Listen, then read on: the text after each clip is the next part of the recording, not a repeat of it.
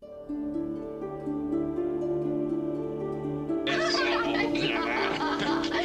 are you? I'm fine. If you had played this hard when they were paying you, you might have had a career, buddy. You were out here up to my elbows in potato salad. Well, how are you?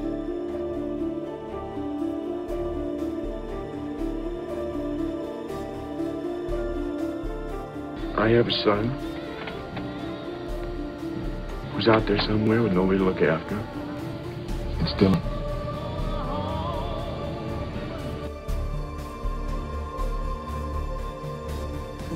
Catherine, that's my daughter. She's been calling me, telling me that she wants to come and live with me.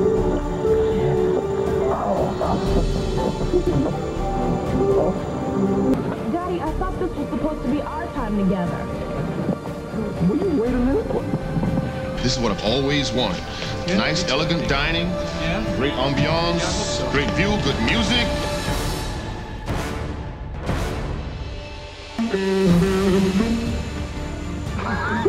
Don't stop. It's been a long time since I heard you play.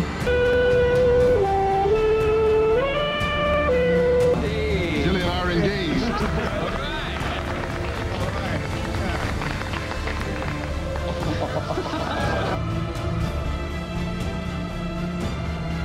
Ham, come here, quick. What? Billy's killing Roger, I swear. It's not worth it, Billy! Blackjack! Came over here to see you at your house, so I wouldn't run into him. Oh, ain't it great? She's the best daddy, she really is.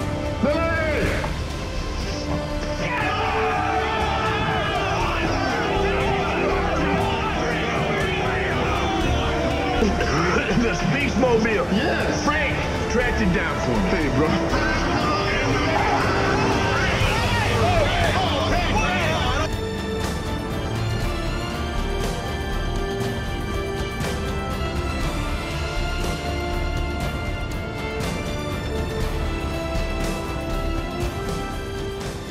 Mind if I kiss the bride? Yeah, it's okay, but you remember, I know where you live, right? Thank you. Mrs. Speaks, I would like you to meet Miss Roberta Flack. Hi, Jilly. It's so nice to meet you. Congratulations. It is my great pleasure to introduce to you Mr. and Mrs. Hampton Speaks. You were at the wedding. I've been watching you for days now. If I were you, I would maybe shut my mouth and try working on being Well, decent. you're not me, and you don't know me from nobody if you think I'd run out and leave Jilly holding the bags. Good, very good, because if you do hurt her, you will have to answer to me. Now, do you have that? You got it? Daddy. Hi. Calm down, all right?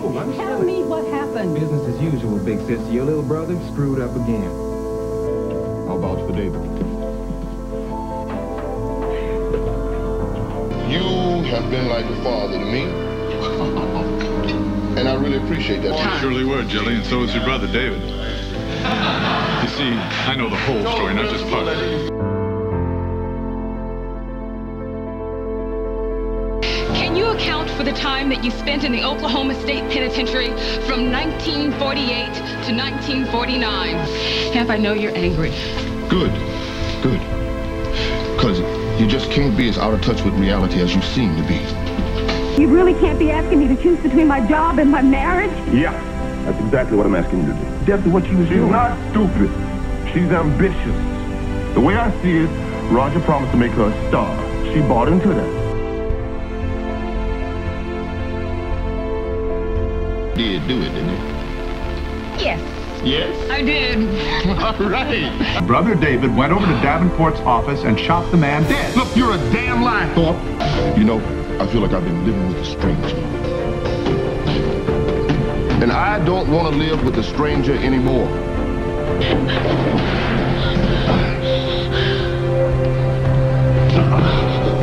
Vinny came out and he grabbed me by my neck. And he started choking me. And at first we thought that he was just hurt. But then we realized that he was dead. No, I'm not going to let her out of my sight until David Grant is called.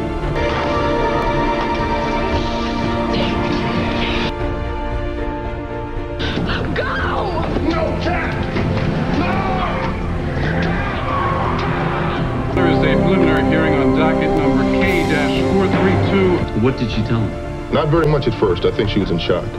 But eventually she managed to speak to you as her father. David risked his own life to save my daughter. And if that makes him guilty, then you should lock me up right alongside him, because, hell, I would have done exactly the same thing. Instead, you let a 15-year-old boy take the rap for all of it. Maybe we could sit down and have a bite to eat. What do you think? Hemp, I'm sorry. I can't. About anger or blame. This is about me finally coming to terms with who I am and who you are, instead of ignoring the truth to keep our marriage going. Well, now, you didn't think I was going to let my little girl go halfway around the world without a little something to remember me by. Well, how about that? Looks like you found yourself a bigger snake than Roger thought.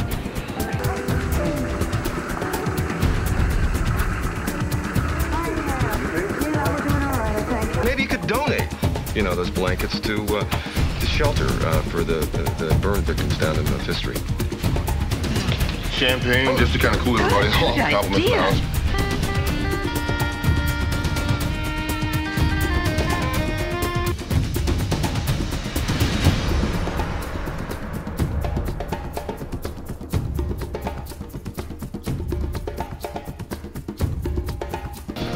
Look, David, keep your hands off my daughter. I will kill you, I swear. I'll kill you, boy. Come on. Terrific. Just let me look at the demographics. I wasn't finished, Ham. I ought to finish you off permanently. You threatened Jillie's job, didn't you? I don't know what you're talking about. Look, don't even try it, Roger. It's so obvious you were behind everything that happened to H.B. Lewis last night. Tell me, are you that bent on hurting Billy, his entire family, that you had to use my wife to do it? It was nothing personal. Yeah, you know what a career means to her. What'd you do? Threaten to fire her if she didn't go along with your pathetic little scheme? Okay, no. First of all, Jillie is a professional. Are you familiar with that word? See, I don't have to threaten her to get her to do her job. She knows a good story when she sees one. That's why I value her so much. You know, you don't value a damn thing, man. You really don't. You've been using her ever since she came back to work. That's absolutely nonsense. I will not let you corrupt my wife the way you corrupt everything else you touch. Punching is the same thing as grabbing the bottle. Billy, you're drinking and your temper, it's the same thing with you, man. You have got to learn to control this. Nobody can do that for you. And I'm personally a little tired of pulling you off of people these days. Look around you, man. This isn't doing anybody any good. Come on, hit the guy headed coming. She should have thought of that before she gave the photographs to the Inquisitor. Whoa. Holly did that? Thought it was Roger, didn't you? But not this time. Listen, honey, sweetheart. Look, I'm not so dumb that I think that even though you've been lucky enough to have a child, that there won't be problems with that child. But you know, part of being a family is really about taking care of problems within the family when those problems arise, you know? You don't hang your flesh and blood out to dry in public and then go out dancing with your cohorts. Not my club, anyway. I'll drive you home. Yes, I will. Thanks for the family values speech. You consider running for office? Or maybe you ought to get your own call-in talk show. There's a big market on intolerance these days, you know. They'll even pay you to sit in a studio with a bank of phones and just take pot shots at anybody you like without having a clue as to what they've endured in their lives. I mean, it sounds right up your alley. But sooner or later, people do pay for their actions, don't they? What do you mean? I'm talking cause and effect, Reva. Simple cause and effect. What goes around comes around. It just goes on and on. Take it easy.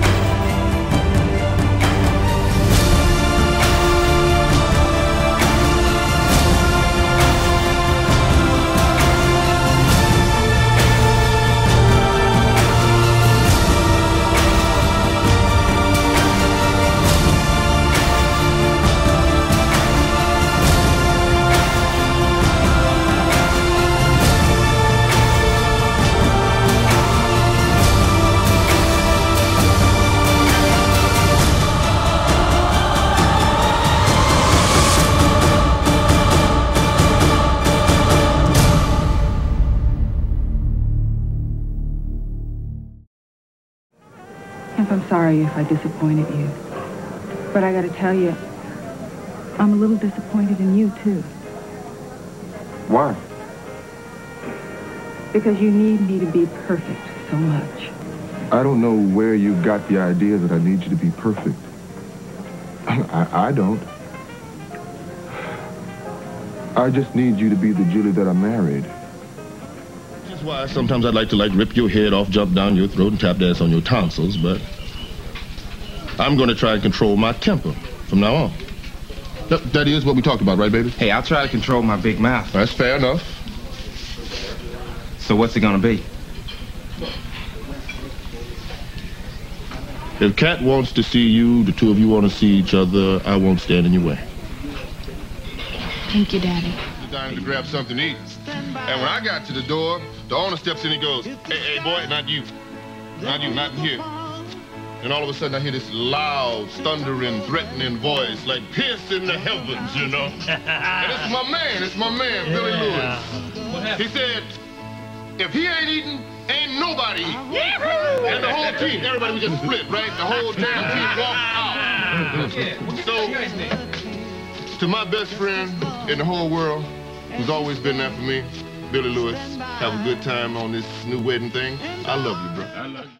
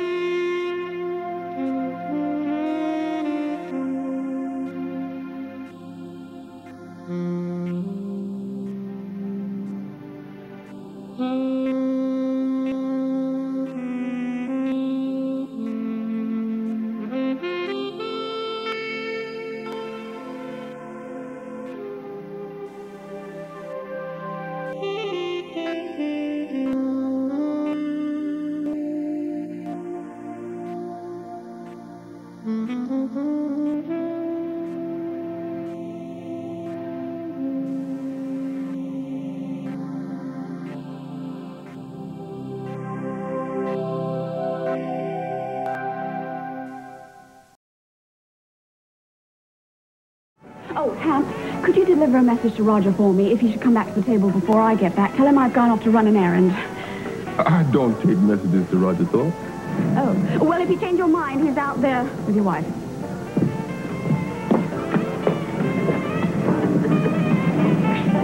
But those Shanes just can't seem to stay away.